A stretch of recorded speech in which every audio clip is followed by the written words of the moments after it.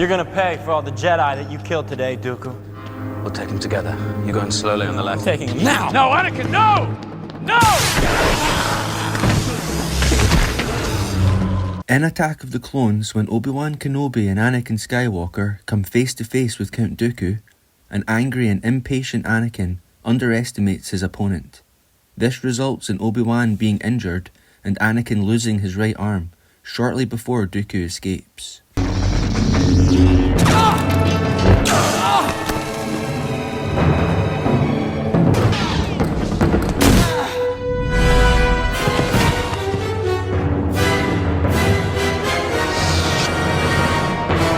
Fast forward to Revenge of the Sith.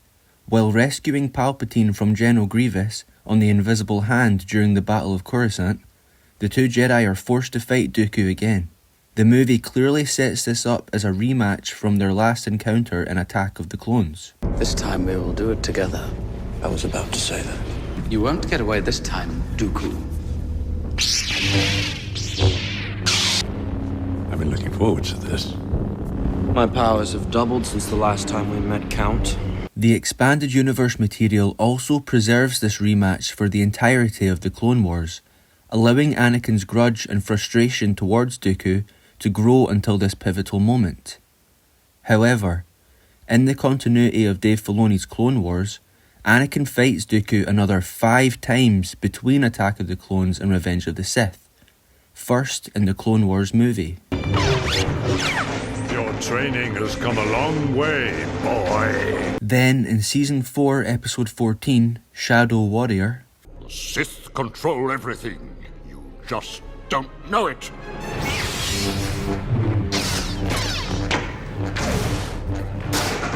Then in Season 4, Episode 13, Escape from Kadavo, which chronologically takes place after Episode 14.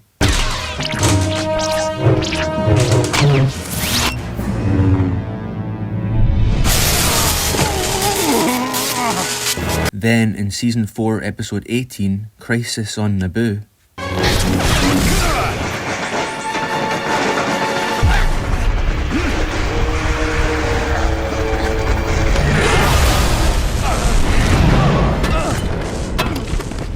And finally in Season 6, Episode 10, The Lost One. Dooku, for once you actually came to do your own dirty work. Sometimes things are just that important. Notice that this is supposedly the last duel in the timeline before Revenge of the Sith. We see Obi-Wan and Anakin are fighting Dooku together. What did Obi-Wan say in Revenge of the Sith again? This time we will do it together. I was about to say that. This time we'll do it together. But the last time you fought him, you did fight together. I don't understand, Obi-Wan. I've been looking forward to this. I've been looking forward to this. But it only happened a few weeks ago. Count Dooku needs to get out more often. My powers have doubled since the last time we met, Count. Your powers have doubled. Since you fought him a few weeks ago? I seriously doubt it, Anakin. Although the repeated encounters contradict their dialogue in Revenge of the Sith, many fans will claim that it is simply a retcon that does not damage the story. If that is your viewpoint, and the evidence I have shown does not change your mind, then I guess we can agree to disagree. But, can you excuse this next lore-breaking moment? Let me first share the scene with you and see if you can spot the problem. You have no business left with the Pikes Tyranus. Tyranus? You are the man called Tyranus? I told you everything you needed to know on Geonosis all those years ago, Kenobi. You should have joined me. Sifo-Dyas understood. He saw the future. That is why he helped me. You lie. During the fight in Season 6, Episode 10, The Lost One, it is revealed in the presence of Obi-Wan Kenobi that Count Dooku is also known as Tyranus. Dooku reminds Kenobi that he already told him everything he needed to know on Geonosis. What if I told you that the Republic was now under the control of the Dark Lord of the Sith? No, that's not possible. The Jedi would be aware of it.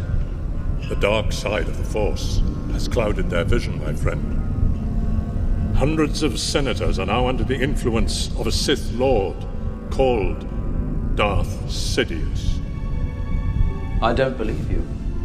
Kenobi was also informed by Jango Fett while investigating on Kamino that he was hired by a man called Tyranus.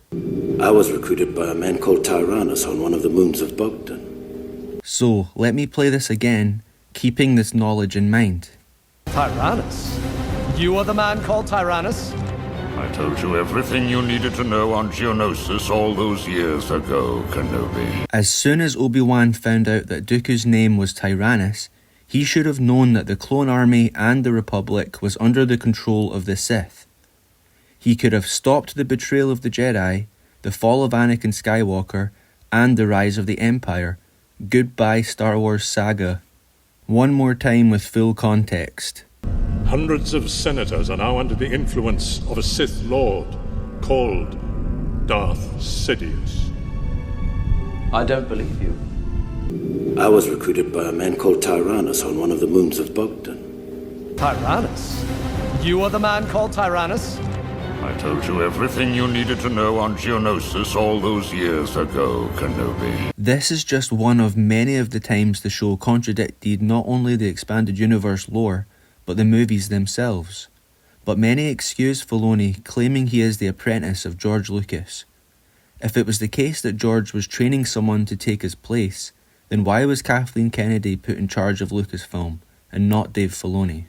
The movies were the immovable pillars that all expanded universe material had to adhere to, and was considered canon as long as it didn't contradict those movies. As you can see, this has been going on long before Disney owned the property, and continues to do so all these years later. Ironically, The Clone Wars was the only thing apart from the movies that wasn't relegated to Legends in 2014, and it actually fits better with Disney continuity. This video is dedicated to everyone that defended The Clone Wars and Filoni in the comments section of my Continuity Wars series. You can come up with as many excuses as you want, but this is irrefutable evidence that Dave Filoni's Clone Wars contradicts George Lucas's movies. Please tell your master, Cypher Diaz, that his order will be met on time. I'm sorry, it's Master... Jedi Master Cypher Diaz is still a leading member of the Jedi Council, is he not? Master Cypher Diaz was killed almost 10 years ago. Oh, I'm so sorry to hear that. But I'm sure he would have been proud of the army we've built for him. The army? Yes, a clone army, and I must say, one of the finest we've ever created. Tell me, Prime Minister, when my master first contacted you about the army, did he say who it was for? Of course he did. This army is for the Republic. But I was recruited by a man called Tyranus on one of the moons of Bogdan. Do not assume anything, Obi-Wan. Clear your mind must be if you are to discover the real villains behind this plot. Yes, Master. They say Master Cypher Diaz placed an order for a clone army at the request of the Senate almost 10 years ago. I was under the impression he was killed before that. Did the Council ever authorize the creation of a clone army? No. Whoever placed that order did not have the authorization of the Jedi Council.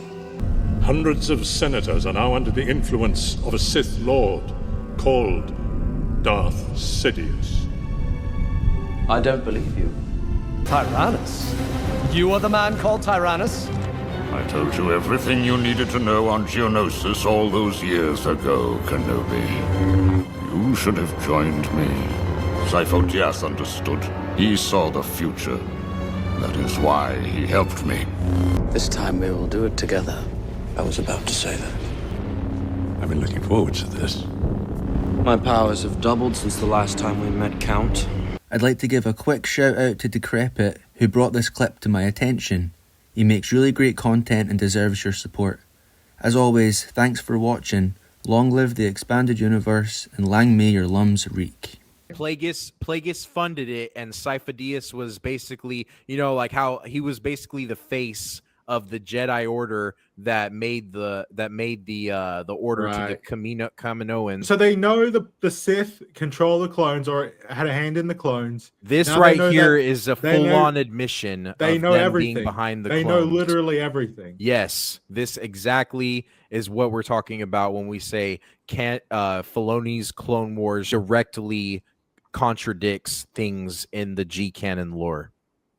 Not just that, but I feel like the reason this is here is it's all kind of pretentious. It's Filoni trying to go, look, I know what Star Wars is. The Jedi are blind to the Sith grand plan, and even if it's right in front of them, and you shouldn't have taken that literally. Because there's a difference between the Sith being subtle and manipulating things. This is full-on admission. Just being like, we did every single thing.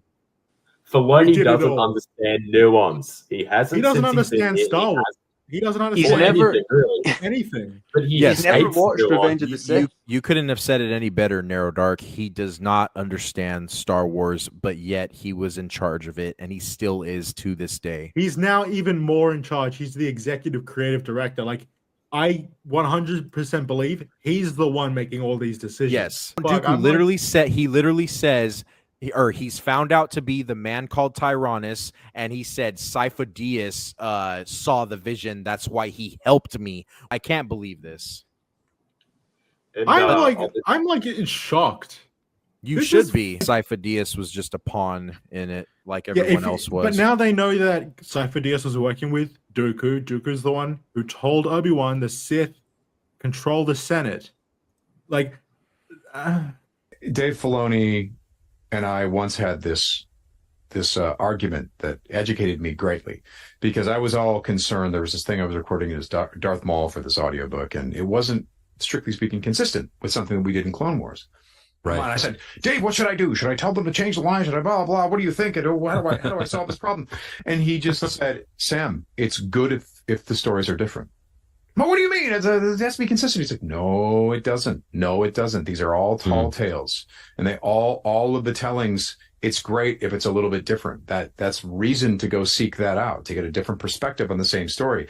This campfire that night that was told that story, this happened and Ahsoka's lightsaber was blue. But over here, you heard the same story and Ahsoka's lightsaber was green. And that's good. And when I thought about what he said, I'm like, he's right.